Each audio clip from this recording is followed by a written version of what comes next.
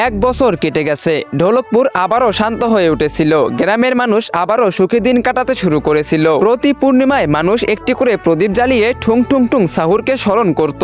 কিন্তু এক রাতে এমন কিছু ঘটলো যা আবারও সবকিছু বদলে দিল।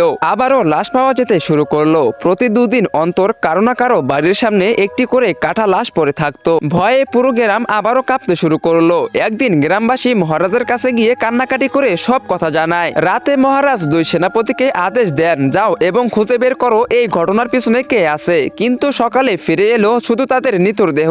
একজনের মাথা নেই, অন্যজনের পা কাটা। মহারাজ বুঝে গেলেন ভয়ঙ্কর কিছু একটা ফিরে এসেছে, এমন কিছু যা শুধু মৃত্যুর খেলা খেলতেছে। তিনি দীর্ঘ শ্বাস ফেলে বললেন, এখন এই যুদ্ধের মুখোমুখি আমাকেই হতে হবে। সেই রাতে মহারাজ গোপনে গ্রামে আসেন এবং একটি গাছের আড়ালে নিজেকে লুকিয়ে রাখেন। কিন্তু যখনই রাত অনেক বেশি গভীর হয়ে যায়, ঠিক রাত 2:30 হঠাৎ চারিদিকে ধোঁয়া ছেয়ে যায় এবং সেই ধোঁয়ার ভিতর থেকে একটি অদ্ভুত আওয়াজ আসে। মহারাজ এটা দেখে কিছুই বুঝতে পারতেছিলেন না। তখনই ধোঁয়ার মাঝখান থেকে বেরিয়ে আসে একটি পুতুল, গোল গোল চোখ, জ্ঞানহীন এক হাসি, কিন্তু চেহারাটা যেন মৃত্যুর পরোয়ানা। পুতুলটি একটি বাড়ির দরজার কাছে গিয়ে শিশুদের মতো সুরে একটি গান গাইতে শুরু করে। আর সেই গান শুনে একজন লোক বাইরে বেরিয়ে আসে এবং মুহূর্তের মধ্যেই পুতুলটি তার মাথা চিবিয়ে খেয়ে ফেলে। লোকটি যন্ত্রণায় ছটফট করতে করতে মাটিতে লুটিয়ে পড়ে। মহারাজ এসব কিছু দেখে একটু ঘাবড়ে যান। তিনি বুঝতে পারেন এর সামনে যাওয়া মানে নিজের মৃত্যুকে নিজেই লেখা। পরের দিন সকালে গ্রামের মানুষ জড়ো হলে মহারাজ তাদেরকে বলেন, এটি আগের ভূতের চেয়েও বেশি ভয়ঙ্কর।